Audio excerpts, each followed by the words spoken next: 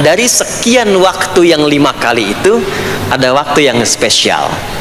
Waktu spesial inilah yang ingin saya bahas, yang tadi disampaikan dalam pengantar sambutan.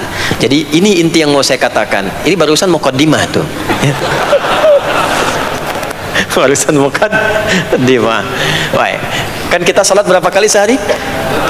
Ya, kita hitung. 1, subuh. 2, zuhur. 3, keempat, yang kelima, isya. Berapa jumlah rakaatnya? 17. Baik ya. Itu nomor telepon untuk koneksinya. Koneksi kita dengan Allah nomornya catat ya. 24434.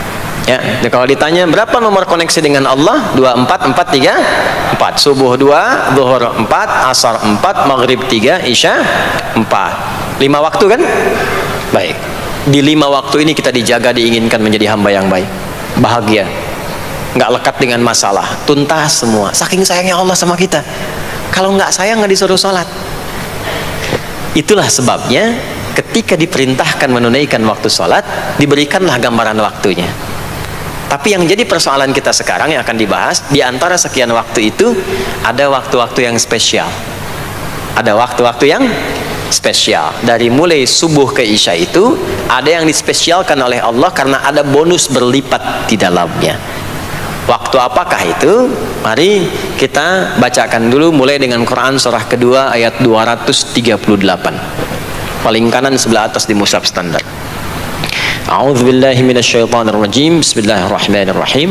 Mohon izin saya agak lambatkan sedikit ritmenya karena ini inti yang mau kita bahas. Tadi muqaddimah makanya saya percepat ya. Hafizu 'alas salawati was salatil wusta wa qumu lillahi qanitin. Hafizu. Kalau Bapak Ibu lihat mushaf terjemah, diterjemahkannya dengan jagalah. Jagalah itu ihfadhu, hafidha yahfadh. Tapi kalau ada alif setelah hafidhu, itu berarti fi'il madhinya, past tense-nya, akar kata kerjanya hafadha, yuhafidhu.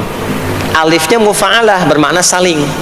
Jadi mengartikannya begini, hafidhu 'alas salawati. Hei, hendaklah kalian saling menjaga waktu sholat. Kalau saling itu sendirian atau banyakan? Banyakan. Jadi kalau bapak di rumah ada 5 orang, bapak, ibu, dan 3 orang anak, maka jangan soleh sendirian, Pak. Ingatkan anaknya, ingatkan istrinya. Istri bangun duluan, ingatkan suaminya. Makanya waktu sholat itu, maaf, jangan cuma disandarkan pada azan yang kita dengar di masjid, harus hafal. Bahkan nanti gini, di Quran surah keempat ayat 103 itu, di ujung ayatnya, itu ada penanda ciri standar orang beriman. Maaf, kita tanya dulu nih, kita beriman tidak hari ini? Halo, beriman? Hati-hati ya, karena kata Nabi ada yang subuh beriman, sorenya sudah kufur tuh. Ya, yusbihu mu'mina wa yumsi kafira. Hati-hati ya. Yuk, apa ciri orang beriman tuh? Iman itu konfirmasinya bisa didapatkan satu melalui suara adzan. Adzan itu sama dengan penanda waktu sholat. Tahu dari mana iman itu bisa dicek dengan suara adzan? Quran surah ke-8 Al-Anfal di ayat yang kedua. Innamal mu'minuna alladzina idza dzukirallahu wajilat qulubuhum. Sungguh insan beriman itu ciri standarnya bisa dilihat. Kalau disebutkan nama Allah, ada konfirmasi iman dalam hatinya. Jadi iman itu letaknya di kolbu. Nanti konfirmasinya lewat suara adzan, dipanggil, disebutkan nama Allah. Makanya disebutkan nama Allah 5 kali dalam sehari untuk mengecek iman ada nggak dari subuh sampai isya. Ya, Allahu Akbar, Allahu Akbar. Ada getaran di hati kita, sudah azan. Nah, itulah iman. Itulah iman. Makanya orang yang punya iman dengan yang belum punya iman akan beda getarannya. Ini hanya dimiliki oleh orang yang punya iman saja. Yang belum punya iman nggak bisa, nggak punya itu. Allahu Akbar, Allahu Akbar. Surah apaan nih? Toanya kencang banget, ya. Tapi kalau orang beriman, Allahu Akbar, Allahu Akbar, ya Allah sudah adzan. Itu konfirmasi itu. Nah, nanti semakin tinggi imannya, bahkan ada yang orang sudah menunggu sebelum tiba waktunya. Tadi subuh jam 4:13 di sini. Ada yang nunggu dari jam 3. Padahal belum dipanggil. Ya. Masya Allah. Di Bekasi 4:09. Allahu Akbar, Allahu Akbar. Azan. Ingat dia. Nah, itu ciri beriman. Cuman imannya standar. Jadi bukan iman yang kuat. Standar. Kuat belum, lemah tidak. Allahu Akbar, Allahu Akbar. Jam 4:09. Jam 3 sudah bangun. Nunggu itu iman yang kuat. Masya Allah. Ada yang baru subuh dan nunggu isya. Tunggu. Kuat. Ada yang sudah qomat, sudah la ilaha illallah, belum kepanggil, dipanggil 4:09, dia baru bangun jam 9:04.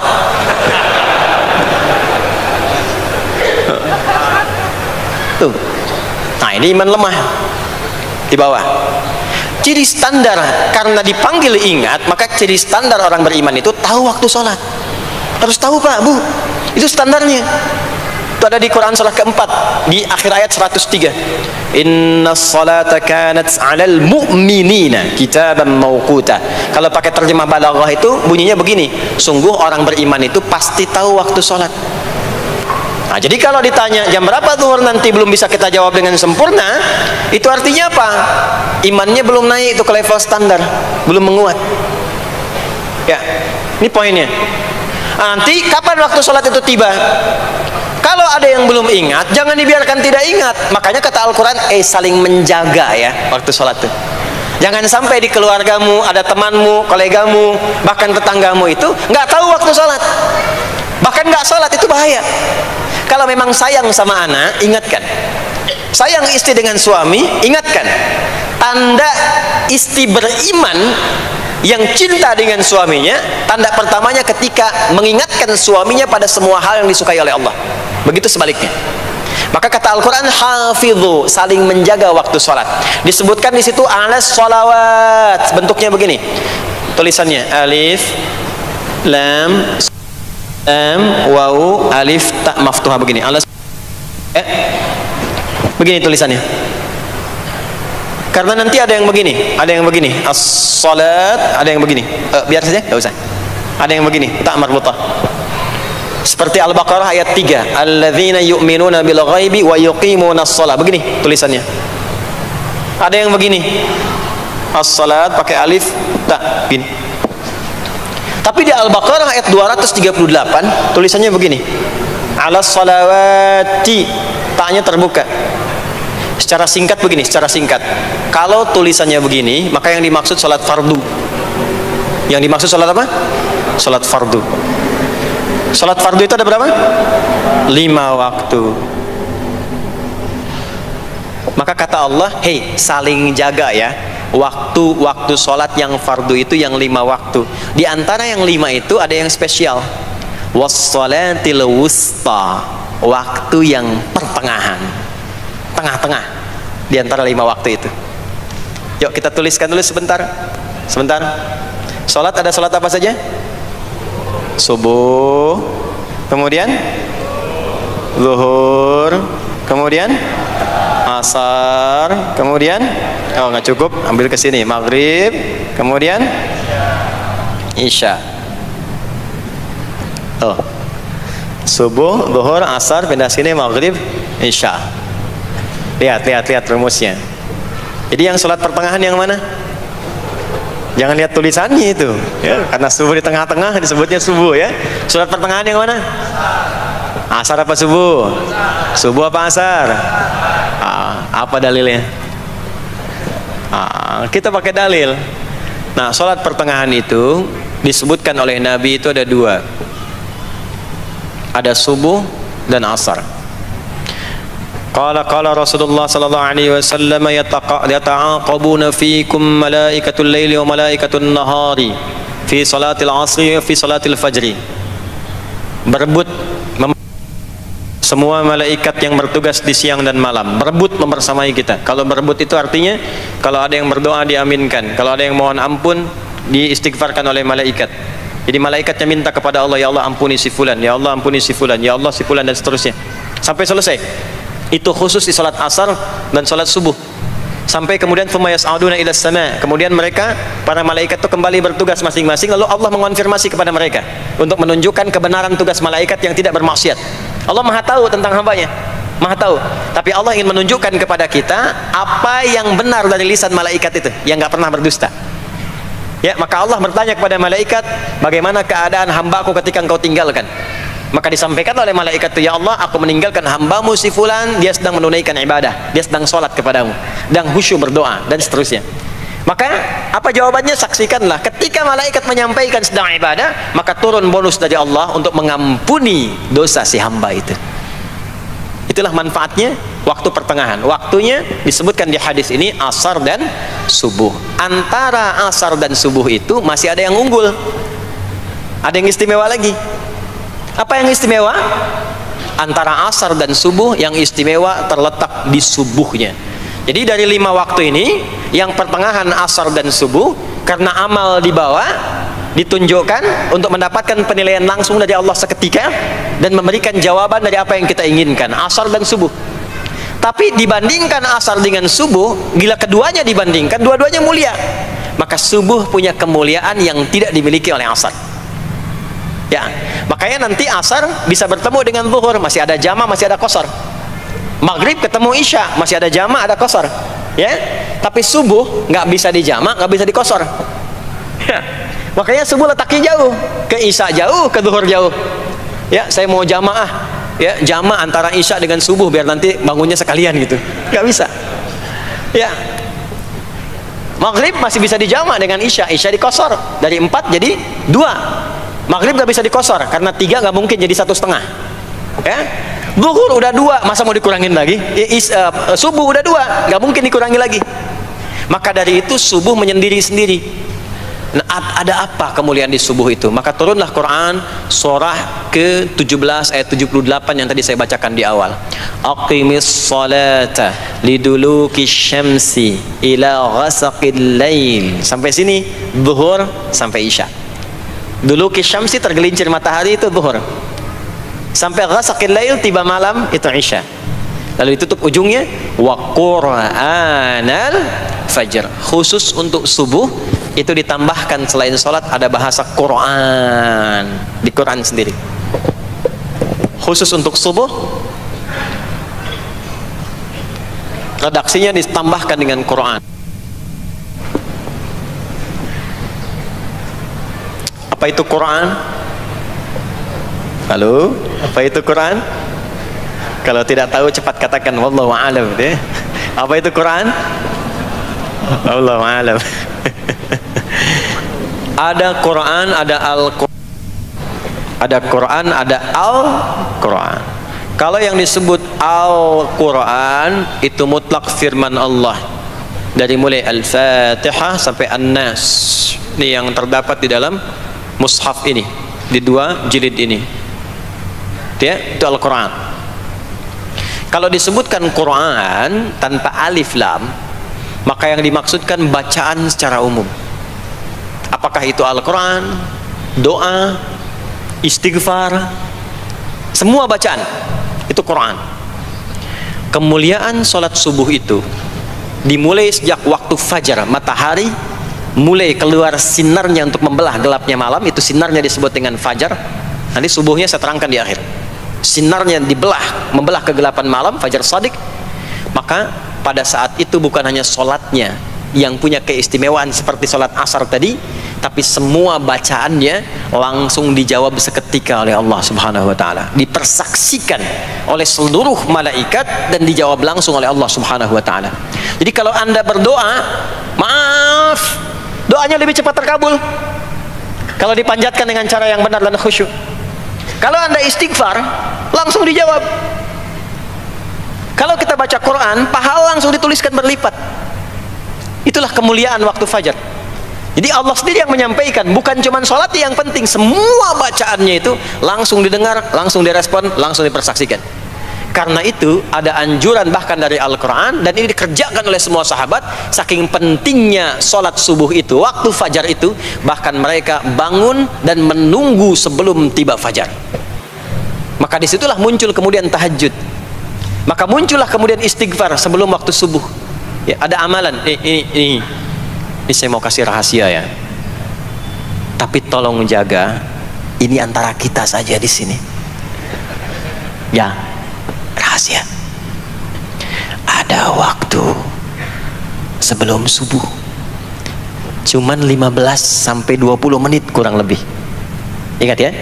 Kalau dikonversi sekitar 15 sampai 20 menit waktunya. Namanya waktu sahar. Sahar. Jamaknya ashar. Jamak itu karena setiap hari oleh Allah dikasih itu. Sahar jamaknya ashar. Rahasianya di mana? Bapak Ibu, ini waktu yang paling cepat untuk terkabulnya doa. Anda mau minta apa saja, hadisnya qudsi. Ibadi, kata Allah, hambaku, siapapun yang bermohon sekarang aku kabulkan, yang minta aku berikan. Wa man istaghfara liya ghafartu lah. Siapa yang minta ampunan, istighfar, aku ampuni dia sekarang juga. Baik, Bapak Ibu, begini saya tanya nih, kalau ditawarkan minta apa saja diberi, ya, terus minta ampun juga diampuni, pilih mana? Minta apa saja diberi, mau minta apa saja, atau mau minta ampunan istighfar, pilih mana? Jujur aja, kalau ada proyek nilainya 100 miliar, ya, ada utang 1 miliar belum ditutup, terus baru minta apa saja diberikan, pilih mana? Minta 100 miliar potensi dikabulkan, atau minta diampuni dosa, pilih mana? Pilih salah satu, nggak usah dua-duanya. Oh, ada tawaran dikasih 100 miliar atau diampuni dosa, pilih mana? Ampuni dosa. Pelan banget ya. Kata ibu kalau bisa dua-duanya gitu. Coba, kalau ada rumus begini, Anda disuruh memilih apakah dunia dan seisinya atau memilih ampunan Allah, maka pilih ampunan Allah.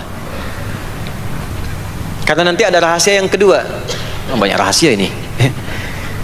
Ada rahasia istighfar. Istighfar itu kalau sudah menyatu dengan jiwa kita, sudah terbiasa, maksudnya biasa istighfar, dan jadi karakter, jadi kebiasaan. Bukan hanya pasca sholat, di mobil istighfar, di kantor masuk istighfar, sudah kebawa, udah refleks itu. Faidah keutamaan untuk orang yang rajin istighfar itu ada dua. Satu, diampuni dosanya oleh Allah, yang cirinya nanti akan dijaga dari maksiat. Ya, bukan maksum, karena maksum itu untuk para nabi, untuk para nabi dan rasul. Manusia nggak ada yang maksum selain nabi dan rasul. Maksudnya apa? Diberikan petunjuk oleh Allah untuk menjaga diri, sehingga ketika dosanya diampuni, dia nggak berbuat dosa itu lagi. Mata biasa melihat yang tidak baik, tobat, diampuni dosa mata itu, cirinya adalah mata nggak senang lihat yang nggak baik lagi. Itu dosa mata diampuni, ciri tobat diterima. Maka istighfar itu menggugurkan dosa-dosa dan menjaga kita dari perbuatan salah. Yang kedua, orang yang sudah terbiasa beristighfar, itu doa cepat dikabulkan, bahkan sebelum ia memintanya dan memohonkannya. Jadi sebelum melafazkannya, itu bisa terjadi Allah sudah mengabulkannya. Itulah kemuliaan istighfar. Nah, orang-orang yang istighfar menunggu waktu datangnya fajar, itu mendapatkan kemuliaan langsung dari Allah, sampai dikatakan di Al-Quran, disebutkan sebagai orang-orang yang akan menghuni taman surga yang sekarang sedang beraktivitas di dunia. Itu ada di Quran surah ke-51 ayat 15 sampai 18, yang istighfarnya di ayat 18. Ya, jaminan surganya ayat 15, 16, 17-nya tentang tahajud. Innal muttaqina fi jannatin wa 'uyun akhidhina ma atahum rabbuhum innahum kanu qabla dhalika muhsinin. 17-nya kanu qalilan minal laili ma yahja'un, bahkan nunggu waktu sahar, nunggu subuh, tahajud dulu. Kemudian 18-nya wabil ashari hum yastaghfirun, istighfar sampailah tiba dia waktu fajar subuh. Ya, itu selesai dia istighfar, dapat kesempatan subuh, sholat dulu 2 rakaat. Itu saking tingginya waktu itu, nilainya kata Nabi melebihi dunia dan seisinya. melebihi dunia dan seisinya. Masya Allah. Makanya muncul kemudian sabda Nabi, rakaatul fajri khairum minad dunya wa ma fiha. 2 rakaat subuh ini daripada dunia dan seisinya. Itu asalnya di sini. Jadi memang subuh itu mesti diperjuangkan. Dan subuh itu generatornya. Kalau subuh sudah bisa konsisten, yang lainnya ikut. Subuh itu kalau sudah konsisten, subuh ke masjid jamaah subuh, jamaah bangun tahajud, istiqamah, istighfar. Itu kalau subuhnya sudah bagus, yang lainnya ikut. Ya. Makanya ada kaum yang sekarang sangat khawatir jumlah orang Islam kalau salat subuh itu seperti salat Jumat, sangat takut itu.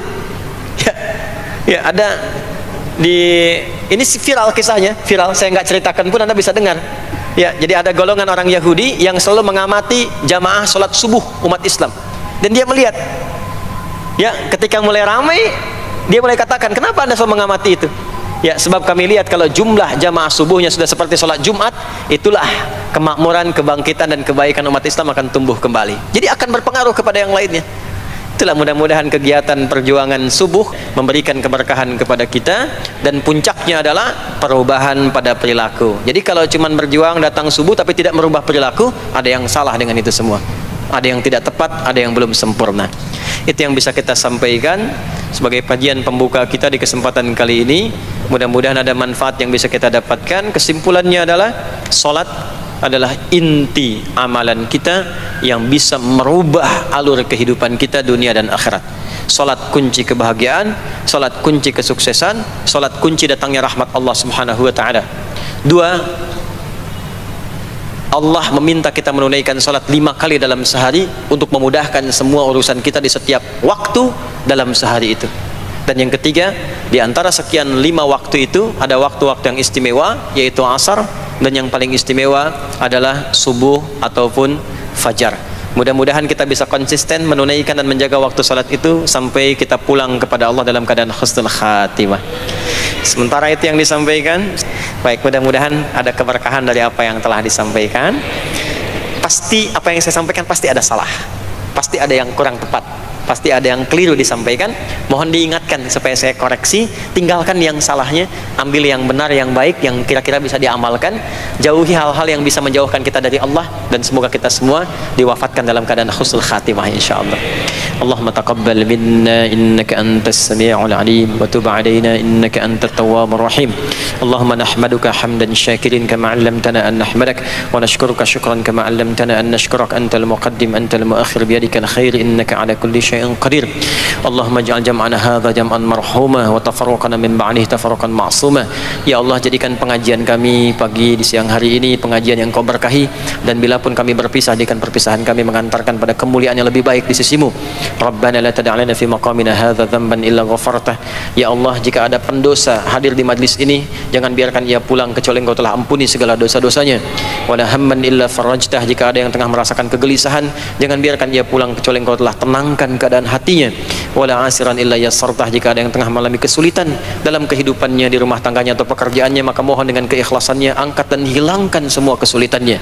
Rabbana atina fid dunya hasanah wa fil akhirati hasanah wa qina adzabannar. Wa sallallahu ala sayyidina Muhammad wa ala alihi wa sahbihi ajma'in. Wa akhiru da'wana subhanakallahumma wa bihamdika nashhadu an la ilaha illa anta nastaghfiruka wa natubu ilaik. Walhamdulillahi rabbil alamin.